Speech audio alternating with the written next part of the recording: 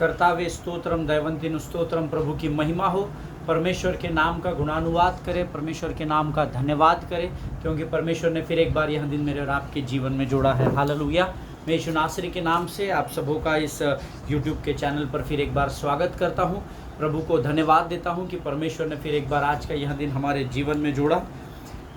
एक गीत है जो हम लोग संडे स्कूल के बच्चों को सिखाते हैं, या जब बच्चे छोटे होते हैं और हम उन्हें संडे स्कूल में भेजते हैं तो वहाँ के टीचर्स होते हैं, जो वहाँ के अगुवे होते हैं, वो उन्हें सिखाते हैं, स्तुति आराधना ऊपर जाती है और आशीष लेकर नीचे आती है। हालेलुया, आमीन। प्रियो, उसमें एक स्टांजा है, एक मुखड़ा है। आसमां से वो हमें देखता है, जो भी चाहे वो देता है, प्रभु हमारा कितना महान, देखो हमसे करता है प्यार। Hallelujah hallelujah hallelujah hallelujah hallelujah. प्रियो, परमेश्वर आसमां से हमें देखता है, ऐसा गीत कहता है। हालेलुया। और ये 4 लाइनें अगर आप गंभीरता से सुनेंगे, समझेंगे और गाएंगे, आसमां से वो हमें देखता है, जो भी चाहे वो देता है। लेकिन ये जो भी चाहे का टैग है, it comes under conditional will and unconditional will. जो भी चाहे अर्थात वो सारी बातें प्रभु आपको देगा जो वचन के साथ अलाइन होती है या वचन के साथ मेल खाती है। हालेलुया। आसमां से वो मुझे और आपको देखता है, जो भी चाहे वो हमें देता है, प्रभु हमारा कितना महान है, और देखो हमसे कितना प्यार करता है, प्रेम करता है। हालेलुया। उसका प्रेम हमारे लिए निस्वार्थ है, लेकिन उसकी आशीषें कुछ बार बिना कंडीशंस के आती है, लेकिन कई बार कंडीशंस के साथ आती है। हालेलुया। हम सब परमेश्वर से आशीषें तो एक्सपेक्ट करते हैं, उन्नति एक्सपेक्ट करते हैं, वाहवाही एक्सपेक्ट करते हैं, लोग हमें जाने पहचाने, हम ऊंचे स्थान पर विराजमान हो, हमारे प्रमोशंस हो, बहुत सारी बातें हैं जो हम परमेश्वर से एक्सपेक्ट तो करते हैं, पर क्या उन बातों को प्राप्त करने के लिए जो कंडीशंस हमको दी गई है, हम उसको पूरा करते हैं या नहीं करते हैं। कई लोगों को मैंने कहते हुए सुना है, अगर ऐसा ही करना है तो फिर परमेश्वर के पास क्यों जाने का, वो तो कंडीशंस अगर रखता है। हाँ भाई, कंडीशंस तो हर जगह रहेगी। जब आप इस पृथ्वी पर के भी कामों को करते हैं, जब तक आप फर्स्ट स्टैंडर्ड में एग्ज़ाम को क्लियर नहीं करेंगे, आप सेकंड में नहीं जा सकते। जब तक आप 10th के एग्ज़ाम को क्लियर नहीं करते, आप 12th में नहीं जा सकते। जब तक आप अपनी पढ़ाई को पूरा नहीं कर लेते, तब तक आपको सही स्थान पर जॉब्स नहीं लग सकती है। आमीन। Conditions everywhere, there are conditions. जब एक स्त्री और एक पुरुष एक होते हैं, उनकी कलीसिया में शादी लगाई जाती है, वहाँ पर भी कंडीशंस होती है। सो कंडीशंस तो सब जगह है। अगर हम संसार की बातों की उन्नति में बढ़ने के लिए अगर हम कंडीशंस को पूरा करते हैं, तो हमें प्रभु की वाणी को सुनने की कितनी अधिक ज़रूरत है। हालेलुया। लेकिन कलीसिया यीशु नासरी को बड़ी ही लाइटली ले रही है, टेकन फॉर ग्रांटेड ले रही है, और इसीलिए कई बार हमारे जीवन की बहुत सारी आशीषों को रोकने के लिए या उसके हम तक ना पहुंचने के लिए ना तो प्रभु उसकी जिम्मेदारी लेता है, ना तो शत्रु उसकी जिम्मेदारी लेता है। कई बार हम खुद ही अपने अधोगति के या अपने डुबाए जाने, अपने नीचे गिराए जाने के कारण बन जाते हैं। हालेलुया। जिनके सुनने के कान हो वो सुन ले। कई बार हमारे जीवन की वो बातें जो परमेश्वर के वचन से मेल मिलाप नहीं करती है, वो बातें हमें हमारी उन्नति की ओर बढ़ने से रोक देती हैं। आमीन। आज फिर एक बार हम अपने विषय की ओर बढ़ेंगे, जिस पर हम पिछले 8-9 दिनों से अध्ययन कर रहे हैं, the results of keeping God first. आमीन। और मैं यहोवा परमेश्वर का धन्यवाद देता हूँ। कल का अध्ययन, परसों का अध्ययन, उसके एक दिन लास्ट जो 2-3 अध्ययन हमने किए हैं, बहुत सारे लोगों ने मुझे कम्युनिकेट किया है और उन्होंने कहा है कि परमेश्वर ने इन वचनों के द्वारा उन्हें आशीष दी है। जब मैं उनसे कहता हूँ कि अगर प्रभु ने आपके जीवन में गवाही दी है तो आप कमेंट बॉक्स में क्यों नहीं डालते हैं? हाँ, ज़रूर डालेंगे पास्टर साहब, हम डालेंगे, पर पता नहीं लोग डालते क्यों नहीं है। या तो वो मुझे झूठी गवाहियाँ दे रहे हैं, शायद मुझे प्रसन्न करने की कोशिश कर रहे हैं। अगर ऐसे भीड़ में आप पाए जाते हैं तो आप गलत दिशा की ओर जाते हैं, क्योंकि मनुष्य को प्रसन्न करने से अच्छा है हम परमेश्वर को प्रसन्न करें। आप जो गवाही लिखते हैं वो मेरे लिए नहीं होती, वो परमेश्वर की महिमा के लिए होती है, इस बात को याद रखिएगा। हालेलुया। अगर आप नहीं भी लिखेंगे अपनी गवाहियों को अपने कमेंट बॉक्स में, आप नहीं भी लिखेंगे तो मेरा कोई भी नुकसान नहीं है। हालेलुया। क्योंकि मुझे जो आज्ञा वहाँ से मिलती है मैं उस आज्ञा का पालन वचनों को आप तक पहुँचाने के द्वारा पूर्ण कर देता हूँ। बस मेरा काम इतना ही है। आमीन। आज फिर एक बार प्रभु वचन के द्वारा, उसकी पवित्र आत्मा की सामर्थ्य के द्वारा हमसे बातचीत करने जा रहा है, ऐसा मेरा विश्वास है। आप लोग आपके पवित्र शास्त्र, पेन, पेंसिल, पेपर, नोटबुक सब कुछ लेकर तैयार बैठे हुए हैं, ऐसा मैं विश्वास करता हूँ। और आज हम इससे पहले कि प्रभु की वाणी को प्राप्त करें, let us open our Bible to the book of Psalms chapter 37 verses 1, 2, 3, 4, 5। भजन संहिता उसका 37 अध्याय उसके 1 से लेकर 5 वचनों को हम पढ़ेंगे। और मैं चाहता हूँ हम सब लोग एक मन एक चित्त होकर एक साथ इन वचनों को पढ़ें। भजन संहिता 37। कुकर्मियों के कारण मत कुढ़, कुटिल काम करने वालों के विषय डाह न कर, क्योंकि वे घास के समान झट कट जाएंगे और हरी घास के समान मुरझा जाएंगे। यहोवा पर भरोसा रख और भला कर, देश में बसा रहे और सच्चाई में मन लगाए रहे। यहोवा को अपने सुख का मूल जान और वह तेरे मनोरथों को पूरा करेगा। अपने मार्ग की चिंता यहोवा पर छोड़ और उस पर भरोसा रख, वही पूरा करेगा। हालेलुया। ये परमेश्वर का वचन है। जितनों ने मेरे साथ ये वचन पढ़ा, परमेश्वर उनमें से हर एक को, प्रत्येक को आशीष दे। हालेलुया। वचन कहता है कुकर्मियों के कारण मत कूढ़। ये आज्ञा है, ये विनती नहीं है परमेश्वर की। हालेलुया। दाऊद जब अपने इस भजन को लिखता है तो दाऊद के इस भजन के द्वारा परमेश्वर हमें ये बताना चाहता है कि जो लोग कुकर्म करते हैं, जो अधर्म करते हैं, उनसे, उनके विरोध में तू कुड़कुड़ाहट मत कर। अरे पास्टर साहब, क्या आप हमको बता रहे हैं? आप उनको नहीं समझाते हैं, आप उस बहन को नहीं समझाते हैं, हर बार आप मुझे ही पनिश करते हैं, हर बार आप मुझे ही डांटते हैं, और पता नहीं लोग क्या क्या कहते हैं। कई बार हम अपने अधिकारियों से भिड़ जाते हैं और फिर हम लोगों को कहते हैं कि हमारे विषय में वो कुड़कुड़ा रहे हैं। पर जब आप और मैं इस बात को किसी से शेयर करते हैं ना कि वो भाई, वो बहन देख मेरे विरोध में बहुत जलता है यार, मेरे पीछे पीछे बात करता है, ऐसा है वैसा है, तो एक्चुअली वो नहीं कुड़कुड़ा रहे प्रियो, आप ही कुड़कुड़ा रहे हैं। हालेलुया। और वचन कहता है वो कुकर्मी लोग हैं, वो अधर्मी लोग हैं, उनके कारण आप अपने मन, अपने हृदय, अपने विचारों को करप्ट ना करें, खराब ना होने दें। और वो खराब कैसे होंगे? जब आप उनके विषय में बहुत अधिक सोचेंगे और बहुत कुड़कुड़ाएंगे। Don't do that. आमीन। कुकर्मियों के कारण मत कुढ़, कुटिल काम करने वालों के विषय डाह न कर। गलत काम करने वालों के विषय में, गलत बातें फैलाने वालों के विषय में डाह न कर। आमीन। परमेश्वर ने आपको कुड़कुड़ाने को भी मना किया है, परमेश्वर ने आपको डाह करने, अच्छा अर्थात ईर्ष्या करने भी मना किया है, जलन रखने के लिए मना किया है। हालेलुया। क्यों मना किया है? क्योंकि प्रभु स्वयं उनका न्याय करेगा, उनके कामों का बदला ज़रूर लिया जाएगा। क्यों? क्योंकि दूसरा वचन कहता है, इसलिए भाई तू उनके विरोध में मत कुड़कुड़ाहट कर और डाह भी मत कर, क्योंकि वे घास के समान झट कट जाएंगे। आमीन। जैसे घास को काटा जाता है, जब खेत में जंगली घास उगने लगती है तो उसको फट फट फट फट किसान काट डालता है, ताकि जो अच्छे पेड़ पौधे वहाँ लगाए गए हैं उसको नुकसान ना हो। हालेलुया। सो घास तो बढ़ेगी, जंगली घास। आमीन। अगर आप एक अच्छा पौधा है, आप प्रभु के राज्य में बढ़ रहे हैं, तो आपके आसपास जंगली घास भी उगेगी जो आपको दबाने की कोशिश करेगी, लेकिन उगेगी ज़रूर। आमीन। इसीलिए आप उस आसपास में उगने वाली जंगली घास की चिंता ना करें, ऐसा वचन कहता है। आप अपने कार्य की ओर ध्यान देते जाइए, अपनी आंखों को उस स्वर्ग की ओर लगा कर रहिए।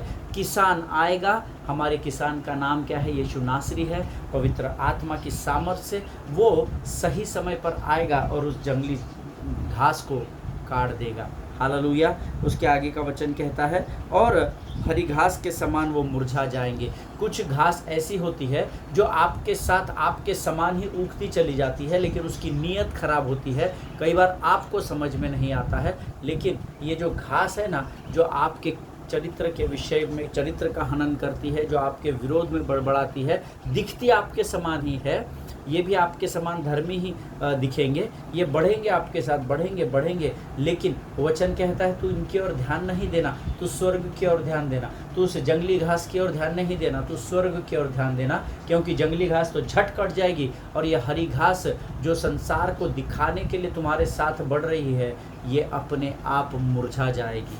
हालेलुया। जिनके सुनने के कान हो वो सुन ले। आगे का वचन कहता है यहोवा पर भरोसा रख। वेरी इंपॉर्टेंट, अंडरलाइन कर ले। और उसके बाद के शब्द और इम्पोर्टेंट है, और भला कर। हालेलुया। यहोवा पर भरोसा रख और भला कर, देश में बसा रहे और सच्चाई में मन लगाए रहे। यहोवा पर भरोसा रख और भला कर, देश में बसा रहे, अर्थात जिस स्थान में प्रभु ने तुझे रखा है उसी स्थान में बना रहे, और सच्चाई की ओर मन लगा कर रहे। अब आप जिस स्थान में लगे हुए होते हैं उस स्थान में कई बार आपके विरोध में लोग खड़े हो जाते हैं, पर प्रभु कहता है उनके तरफ ध्यान मत दे, नहीं तो तू भटक जाएगा। तू सच्चाई की ओर अपने मन को लगा कर रखना। और सच्चाई कौन है? सच्चाई यीशु नासरी और परमेश्वर के वचन हैं। हालेलुया। क्योंकि तुम सत्य को जानते हो, अर्थात प्रभु के वचन को जानते हो, और सत्य तुम्हें आज़ाद करता है। आमीन। आगे का वचन कहता है यहोवा को अपने सुख का मूल जान और वह तेरे मनोरथों को पूरा करेगा। Very important verse. यहोवा को अपने सुख का मूल जान और वह तेरे मनोरथों को पूरा करेगा। हालेलुया। प्रियो, जब यहोवा हमारे किसी भी बात के आरंभ में हम रखते हैं यहोवा परमेश्वर को, तो वो हमारे सारे मनोरथों को पूर्ण करता है। कई बार तो हम प्रभु को सामने रखते हैं, लेकिन कई बार हम क्या करते हैं पता है? मनुष्य को सामने रखते हैं, धन को सामने रखते हैं, अपनी पहचान को सामने रखते हैं, अपने ज़मीन जायदाद को सामने रखते हैं, अपने बैंक बैलेंस को सामने रखते हैं, और जिसके कारण हमारी कई आशीषों को पाने से हम वंचित हो जाते हैं। हालेलुया। लेकिन वचन कहता है यहोवा को अपने सुख का मूल जान और वह तेरे मनोरथों को पूरा करेगा। आमीन। अपने मार्ग की चिंता यहोवा पर छोड़ और उस पर भरोसा रख, वहीं पूरा करेगा। हालेलुया।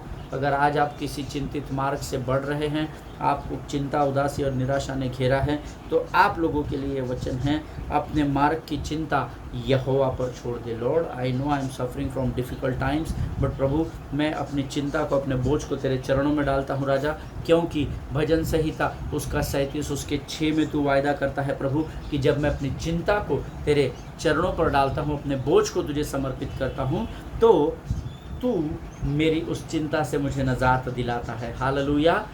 तेरे पर भरोसा रखने से तू मुझे मेरी निराशा से बाहर लेकर आता है। आमीन। परमेश्वर इन वचनों के द्वारा आपको बड़ी आशीष और बड़ी बरकत दे। मेरा विश्वास है जो वचन आज हमने पवित्र शास्त्र से पढ़े हैं, परमेश्वर ने ज़रूर इन वचनों के द्वारा आपको आशीष दी है। ये समय है जब हम अपने वचन की ओर बढ़ेंगे, और इस समय हम अपनी आंखों को बंद करेंगे और हम सब मिलकर प्रार्थना करेंगे। Let us pray together. आइए हम दुआ करें। खुदावंद प्रभु यीशु नासरी के नाम से सुंदर और पवित्र दिन में हम तेरा धन्यवाद देते हैं राजा। तू विश्वास योग्य परमेश्वर है, तेरी स्तुति, तेरी प्रशंसा करते हैं प्रभु। आज इन वचनों के द्वारा तूने हमसे बातचीत की और अपने मार्ग की चिंता तुझ पर छोड़कर तुझ पर भरोसा रखने के लिए कहा है प्रभु जी। परमेश्वर पिता, हम इस सुंदर समय के लिए तुझे धन्यवाद देते। इस वचन के द्वारा तूने हमसे बातचीत की, हम तेरा गुणानुवाद करते हैं प्रभु जी। आने वाले जो विषय के बारे में तू हमसे बातचीत करता है, पवित्र आत्मा हमें सामर्थ्य, बल दे, ताकत दे, समझ और बुद्धि दे, ताकि हम तेरी वाणी को समझ सके और संसार के लिए आशीष का कारण बन सके। अपने आप को यीशु मसीह के लहू में डुबोते हैं और इस प्रार्थना को धन्यवाद के साथ यीशु नासरी के मीठे और पवित्र नाम में मांगते हैं। सुन और बड़ी दया से ग्रहण कर। आमीन, आमीन। हालेलुया। फिर एक बार यीशु नासरी के नाम से आप सबों का मैं स्वागत करता हूँ। हम पिछले कुछ दिनों से अलग अलग प्रकार के अलाइनमेंट्स को कैसे 7 वचनों को हम सीख रहे हैं, जिसमें परमेश्वर ने हमें 7 वचनों में आज्ञा दिए। सर्वप्रथम first do this, first do that, first seek the kingdom of God. आमीन। प्रियो, जब हम परमेश्वर की बताई हुई वाणी को पूरा करने में एक कदम बढ़ाते हैं, परमेश्वर हमारे हाथ को थाम कर हमें 1000 कदम आगे लेकर चलता है। लेकिन कलीसिया के साथ समस्या यह है कि वो एक कदम बढ़ाना ही कलीसिया के लोगों के लिए बड़ा भारी होता है। आज से नहीं बात साहब, कल से ज़रूर करेंगे, हम ज़रूर ऐसा करेंगे, हम ज़रूर वैसा करेंगे। You need to come out of that beloved people of God. Hallelujah. मैं आपको बड़े गारंटी के साथ इस बात की शाश्वती देता हूँ या भरोसा दिलाता हूँ कि जब आप एक कदम बढ़ाते हैं, परमेश्वर 1000 कदमों को बढ़ाता है। हालेलुया। लेकिन प्रभु के सामने जब आप जाते हैं, बड़े प्रार्थना पूर्वक जाइएगा। हालेलुया। नम्रता और दीनता के साथ जाइएगा, तब परमेश्वर आपको आशीषों से भर देगा। आमेन। यस्टरडे वी वेयर हम लोग एक वचन को पढ़ रहे थे। मैंने आपसे कहा था कि ये 7वां अलाइनमेंट है जो परमेश्वर जिसकी हमें आज्ञा देता है, जो हमें प्रभु के साथ बराबरी में या मिलान में करनी है, ताकि हम परमेश्वर की आशीषों को प्राप्त कर सके। और कल हमने वचन पढ़ा था और मैं चाहता हूँ कि जल्दी से हम लोगों ने कल व्यवस्था विवरण की किताब पढ़ी थी, जिसमें और उत्पत्ति की किताब पढ़ी थी, जिसमें मैंने आपको बेथेल के विषय में बताया था। मेरा विश्वास है आप लोगों को ये ज़रूर याद होगा। और alignment with the body of Christ, how it is important, उसके विषय में यहाँ पर हम लोगों ने कल अध्ययन और मनन किया था। और मैंने आपसे कल कहा था कि वचन कहता है एक व्यक्ति जो धर्मी कहलाता है वो 1000 को भारी है, लेकिन जब आप अपने आप को बॉडी ऑफ क्राइस्ट या मसीह की देह के साथ अलाइन करते हैं, तब 2 जन जब इकट्ठा होते हैं तो वो 10,000 को भारी होते हैं। हालेलुया। आमेन। मेरा विश्वास है इस बात को आप कल समझ चुके हैं। Now today there is one more thing which God wants us to do first in our life. Amen. एक और बात है जो प्रभु हमारे जीवन में हमको सबसे पहले करने की आज्ञा देता है। And very important, let us open our Bible to the book of Deuteronomy chapter 26 verse 2। व्यवस्था विवरण की पुस्तक उसका 26 अध्याय उसका 2 वचन। व्यवस्था विवरण 26:2 हम सब मिलकर पढ़ेंगे। मैं 2 बार पढ़ूंगा, पहले मैं अंग्रेजी में पढ़ूंगा, फिर मैं हिंदी में पढ़ूंगा। आपके पास जिस भी विषय का बाइबल है आप भी मेरे साथ 2 बार पढ़ेंगे, ज़्यादा पढ़ेंगे ज़्यादा आशीषें मिलेगी। Hallelujah. ड्यूटरोनॉमी 26:2 says, take some of the first fruits of all that you produce from the soil of the land the Lord your God is giving you, and put them in a basket. Then go to the place the Lord your God will choose as a dwelling for his name. Amen. परमेश्वर इन पढ़े हुए वचनों पर आशीष दे। जिनके पास Bible अंग्रेजी अनुवाद है वो फर्स्ट फ्रूट्स को अंडरलाइन कर ले। फर्स्ट लिखा हुआ है सबसे पहले। आमेन। हिंदी में, तब जो देश तेरा परमेश्वर यहोवा तुझे देता है उसकी भूमि की भांति भांति की जो पहली उपज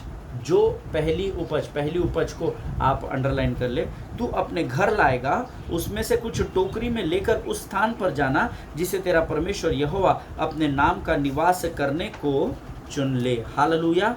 Bible speaks here about the first fruits of whatever you produce. Amen.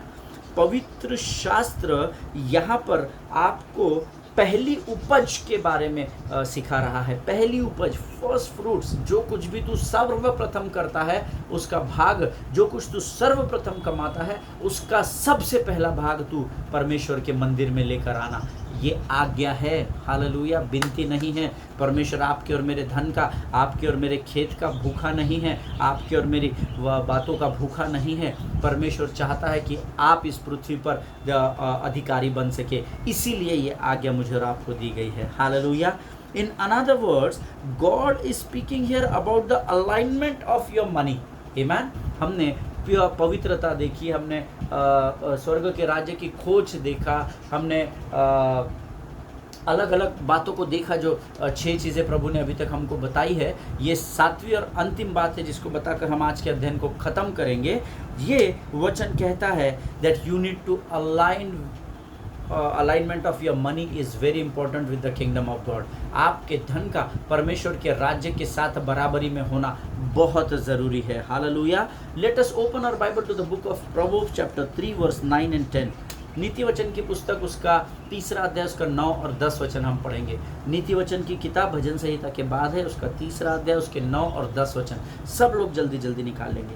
वचन कहता है, अपनी संपत्ति के द्वारा और अपनी भूमि की सारी पहली उपज दे देकर यहोवा की प्रतिष्ठा करना। इस प्रकार तेरे खत्ते भरे पूरे रहेंगे और तेरे रसकुंडों में नया दाख मधु उमड़ता रहेगा। हालेलुया। अद्भुत वचन है, इसको अंडरलाइन कर लीजिए। परमेश्वर कहता है क्यों आपको आपकी संपत्ति के द्वारा और आपकी भूमि की पहली उपज बहुत इंपॉर्टेंट है, फर्स्ट फ्रूट्स, पहली उपज, चाहे वो आपकी सैलरी हो, चाहे वो आपके बिजनेस से कमाया हुआ हो, चाहे वो आपके भूमि में निकाला हुआ गेहूं हो, चावल हो, आटा हो, फ्रूट्स हो, कुछ भी क्यों ना हो, लेकिन फर्स्ट फ्रूट, सबसे पहली उपज देकर यहोवा की प्रतिष्ठा करना। क्यों करना? क्योंकि ऐसा करने से तेरे खत्ते भरे पूरे रहेंगे और तेरे रसकुंडों में नया दाखमधु उमड़ता रहेगा। Hallelujah, amen. That is what the God has given us command to give our first fruit in his kingdom, amen. और इसीलिए वचन के द्वारा उसने हमें आगे दिया कि तू अपनी पहली उपज को यहोवा के भंडार में लेकर आना, आमेन। पवित्र शास्त्र पहली उपज या फर्स्ट फ्रूट्स के बारे में सिखाता है। दशमांश को लेकर संसार में बहुत अलग अलग धारणा है, हर आदमी अपना दिमाग दौड़ाता है दशमांश को लेकर के, और ये मैं अपने अनुभव से बता रहा हूँ, ये पवित्र शास्त्र में नहीं लिखा हुआ है, लेकिन मैं दशमांश के बारे में जितने भी जगह अध्ययन किया है, सिखाया है, लोगों को उसके टीचिंग्स दिए हैं, वहाँ के लोगों से जब मैंने बातचीत की तो उनके जो अनुभव मुझे आया उसके बारे में मैं आपको बताना चाहता हूँ। दशमांश का लोग अलग अलग तरीके से इस्तेमाल करते हैं। दशमांश क्या होता है, सबसे पहले मैं आपको बताऊं, अगर आपकी टोटल सैलरी कुल आय अगर आपकी 70,000 रुपये मंथली है, उसमें से आपका LIC कटता है, उसका और भी कुछ EMIs होंगे, ये होगा वो होगा, कट के आपको हाथ में 85,000 मिलते हैं। सो अधिकतर धर्मी लोग 5,000 रुपये दशमांश समझते हैं, है, बट एक्चुअल दशमांश आपका 7,000 होना चाहिए, क्योंकि आपकी कुल आय उतनी है, आमीन। आपकी कुल आय 70,000 है, और उस 70,000 में से आप कटिंग करने के बाद जो आपका कैश इन हैंड आता है, आप उसमें से प्रभु के राज्य में बोते हैं। इसका अर्थ है कि आप परमेश्वर के राज्य की चोरी करते हैं। हालेलुया। आपका कुल आय 70,000 रुपये है, जो कटिंग फटिंग हो रही है तो आपके फायदे के लिए आप कर रहे हैं, आमीन। लेकिन एक्चुअल आपका दशमांश 70,000 का 10% 7,000 होना चाहिए। हालेलुया। जिनके सुनने के कान हो वो सुन ले। Always remember, tithe is the first but not the second, third और फोर्थ पोजीशन। हालेलुया। पहली उपज है। जैसे ही आपके अकाउंट में पैसा, सैलरी गवर्नमेंट का क्रेडिट हुआ, कंपनी से क्रेडिट हुआ, इमीडिएटली उसका दशमांश पहले निकालना सीखिए। पहले इलेक्ट्रिक बिल भर दिए, रेंट भर दिए, ग्रॉसरी ला लिए, ये सब कर लिए, और बचे हुए में से फिर आप सर आज तो मंडे है ना, संडे को हम लोग चर्च जाना है, तब नहीं। पहले सबसे पहले दशमांश को अलग कर ले और उसे प्रार्थना करके रख दे। भले ही आप इतवार की सभा में जाकर उसको अपने कलीसिया में बो दे, लेकिन सबसे पहला काम, मैंने नहीं कहा, परमेश्वर कहता है, फर्स्ट फ्रूट्स प्रभु के राज्य में लेकर आए। हालेलुया। आपका दशमांश को आपको प्रथम स्थान देना, दूसरा, तीसरा, चौथा स्थान नहीं देना। Tithe is not which you send to some ministry as a help. Tithing आप किसी सेवकाई को, पास्टर साहब हम बेनीहीन के वचन को सुनते हैं ना, तो हमको बड़ी आशीष मिलती है, तो हम अपना दशमांश वहीं दे देते हैं। No, that is not the pattern of the church. मेरे भंडार में लेकर आओ। तो पास साहब बेनीहीन भी तो वचन ही बांटते, लेकिन वो आपकी स्थानीय कलीसिया नहीं है, वो सेवकाई है जिसके द्वारा आप आशीषित हो रहे हैं। आपका दशमांश, tithe is not you give और you send to some ministry as a help. वो आप उस सेवकाई की मदद नहीं कर रहे, टाइथ के द्वारा मदद नहीं की जाती है। टाइथ को आपको आपके स्थानीय कलीसिया में, जहाँ पर आप जाते हैं, वहाँ पर बोना ज़रूरी होता है। Hallelujah. Tithe is not what you give to TV preachers. Hallelujah. Tithing आप, कई बार हम शुभ संदेश में किसी प्रचारक को सुनते हैं, टीवी पर किसी को सुनते हैं। कई लोग अपने मिनिस्ट्रीज़ को हेल्प करने के लिए वो नीचे स्क्रीन पर आता है, ये हमारा अकाउंट नंबर है, ये ऐसा है, ये वैसा है, आपको प्रभु आशीष देता है तो आप ज़रूर बोइए। मुझे भी कुछ लोगों ने ये सलाह दी थी, but to be very honest, मैं अपने अभिषेक को और अपने परमेश्वर का मैं सौदा नहीं करता।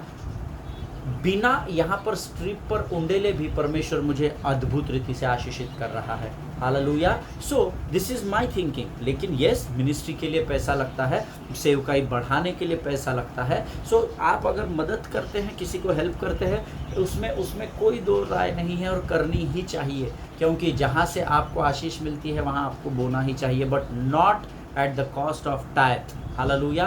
दशमांश तो आपको उसी स्थान पर बोना होता है, परमेश्वर मेरे भंडार में अपने दशमांश को लेकर आओ, अर्थात जिस स्थानीय कलीसिया के आप मेंबर हो, जहाँ के आप सदस्य हो, उसी कलीसिया में आपको दशमांश बोना होता है। Hallelujah. See always remember that tithe belongs to the storehouse, ऐसा लिखा है, परमेश्वर के भंडार के विषय में लिखा है। In another words, to your church that need that, आपको आपके स्थानीय कलीसिया में क्यों दशमांश बोना होता है? Because they feed your soul and minister to you and your family. Amen? क्योंकि वो आपकी आत्मा को आत्मिक भोजन प्रदान करते हैं और आपके परिवार की वो सुधि लेते हैं। हालेलुया। इसीलिए परमेश्वर की आज्ञा के अनुसार हमको अपने दशमांश को जिस स्थान पर हम कलीसिया का भाग है उसी स्थान पर देना जरूरी होता है। Hallelujah. See God never said that you give your tithe wherever you want, ऐसा लिखा है कि आपके पवित्र शास्त्र में आप अपने दशमांशों को जहाँ कहीं भी देना चाहते हो आप दे सकते हो। नहीं, तुम्हारे दशमांशों को मेरे भंडार में लेकर आओ। मेरा भंडार कौन सा? जहाँ पर आपको आत्मिक भोजन प्राप्त होता है। Hallelujah. Read the word carefully. व्यवस्था विवरण 26:2 का दूसरा भाग, the book of Deuteronomy chapter 26 and verse 2 says, उसमें से कुछ टोकरी में लेकर उस स्थान पर जाना जिसे तेरा परमेश्वर यहोवा अपने नाम का निवास करने को चुन लिया हो। हालेलुया। चर्च में, कलीसिया में, जहाँ पर आप जाते हैं, जहाँ पर प्रभु की उपस्थिति पाई जाती है, उस स्थान में लेकर आना, ऐसा वचन में लिखा है। हालेलुया। परमेश्वर ये नहीं कह रहा कि जहाँ तुम्हारा मन करे वहाँ दशमांश डालो, लेकिन वचन कहता है bring it to the place I have chosen for you. Hallelujah. आज आप जिस कलीसिया में जाते हैं ये कोइंसिडेंस या एक्सीडेंटली नहीं है, परमेश्वर ने आपके लिए उस स्थान को चुना है। हालेलुया। इसीलिए आपको आपके दशमांशों को सबसे पहले वहाँ पर डालना है। आमीन। और यहाँ पर कई लोगों का अलाइनमेंट यहाँ पर थोड़ा सा खराब हो जाता है, इसलिए कई बार हम आशीषों से वंचित रह जाते हैं। You can give your offerings to anywhere, आप आपकी भेंटों को कहीं पर भी डाल सकते हो। And wherever, and you can bring it to anyone, anybody. And जहाँ कहीं भी आपको चाहिए, आप किसी को भी आपके दशमांश के अलावा जो भेंटें आप प्रभु के राज्य में उंडेलते हो उसके द्वारा आप कहीं पर भी दे सकते हो अपनी भेंट को। But when it comes to tithing it belongs to the house of God. लेकिन जब दशमांश की बात आती है, प्रिय, वचन कहता है पहली उपज परमेश्वर के भंडार में अर्थात आपके स्थानीय कलीसिया में आपको देनी है। ये अलाइनमेंट में बहुत सारे लोगों के रिश्ते परमेश्वर से मेल मिलाप नहीं खाते हैं। आमीन। हम इस मिनिस्ट्री को हेल्प करते हैं, वो बहुत गरीब है ब्रदर, पास्टर चर्च में तो अपने सब है, हम वहाँ उन गरीबों की मदद करते हैं, उनके घर में राशन भरते, नहीं कोई एहसान नहीं करते। प्रियो, अगर आप ऐसा करते हैं तो ये मसीह का स्वभाव है, तो ये आपके अंदर होना ही चाहिए। लेकिन अपने दशमांशों को सर्वप्रथम प्रभु के राज्य में बोना सीखिए, परमेश्वर के उस भंडार में जिसकी आज्ञा उसने मुझे और आपको दी है, अर्थात आपके स्थानीय कलीसिया में बोना सीखिए। हालेलुया। आमीन। सो in this series we have learned different 7 alignments with God। आज हम इस अध्ययन को बंद कर रहे हैं कि जब हम इन 7 बातों के साथ अलाइनमेंट कर लेते हैं, परमेश्वर के साथ मिल जाते हैं, इन 7 बातों को जिसको परमेश्वर ने सर्वप्रथम करने के लिए कहा है, जब हम करते हैं तो परमेश्वर हमें अपरंपार आशीषों से भर देता है। द अलाइनमेंट ऑफ प्रायोरिटी, प्राथमिकता। आमीन। आपके जीवन में आप किस बात को प्राथमिकता देते हैं? द अलाइनमेंट ऑफ रिलेशनशिप्स, अपने रिश्ते में अपने पड़ोसी से प्रेम रख, अपने संपूर्ण प्राण से प्रभु से प्रेम रखो, हमने सीखा। द अलाइनमेंट ऑफ अथॉरिटी, अपने अधिकार के साथ आप अलाइनमेंट करें। The alignment of your heart, अपने हृदय के साथ आपको अलाइनमेंट करना है। द अलाइनमेंट ऑफ प्योरिटी, शुद्धता और पवित्रता को हमने सीखा। The alignment with the body of Christ, मसीह की देह के साथ। And last but not the least, according to this study, the alignment of your money। Hallelujah. अपने धन के साथ मेल मिलाप रखना। अगर आप और मैं इन 7 बातों को अपने जीवन में सर्वप्रथम रखेंगे तो परमेश्वर की अपरंपार आशीषों के हम भागीदार बनने पाएंगे, खातरी से बनने पाएंगे। हालेलुया। आज हम अपने इस अध्ययन को यहाँ समाप्त कर रहे हैं, कल से हम एक नए विषय की ओर बढ़ेंगे। मेरा विश्वास है इन 7-8-10 दिनों में परमेश्वर ने ज़रूर आपसे बातचीत की है। अगर आपको कोई भी कन्फ्यूजन हो इस विषय में तो आप मुझे ईमेल कर सकते हैं, फ़ोन कॉल्स कर सकते हैं, SMS कर सकते हैं। परमेश्वर आप सबों को बड़ी बरकत और बड़ी आशीष दे। मेरा विश्वास है प्रभु ने आपको ज़रूर इन वचनों के द्वारा आपसे बातचीत की है। हालेलुया। आइए इस समय हम अपनी आंखों को बंद करेंगे और प्रार्थना करेंगे। खुदावंद प्रभु यीशु नासरी के नाम से इन अद्भुत वचनों के लिए हम धन्यवाद देते हैं राजा। ये सातों बातें जो तूने हमें करने की आज्ञा दी है उसमें हम दिन प्रतिदिन बढ़ते जाए, इसी सामर्थ्य से भरकर हमको तैयार कर प्रभु जी। हम इन सबों पर प्रभुता को प्राप्त कर सके, ऐसा तू होने दे राजा। अपने आप को यीशु मसीह के लहू में डुबोते हैं, आगे के संपूर्ण समय को तुझे सौंपते हुए इस बिनती को धन्यवाद के साथ यीशु नासरी के नाम से मांगते हैं। सुन और बड़ी दया से ग्रहण कर, आमीन। हालेलुया। परमेश्वर आप सबों को बड़ी बरकत और बड़ी आशीष दे। सभी को जय मसीह की। एक दूसरे के लिए प्रार्थना करते रहें, अपने पासबानों के लिए, उनके परिवारों के लिए ज़रूर प्रार्थना करें। हम कल एक बार फिर एक नए विषय के साथ मिलेंगे। तब तक स्वस्थ रहें, सुरक्षित रहें, आनंदित रहें और दूसरों के लिए आनंद का कारण बने। आमीन। सभी को जय मसीह की। गॉड ब्लेस यू और परमेश्वर आपको आशीष दे।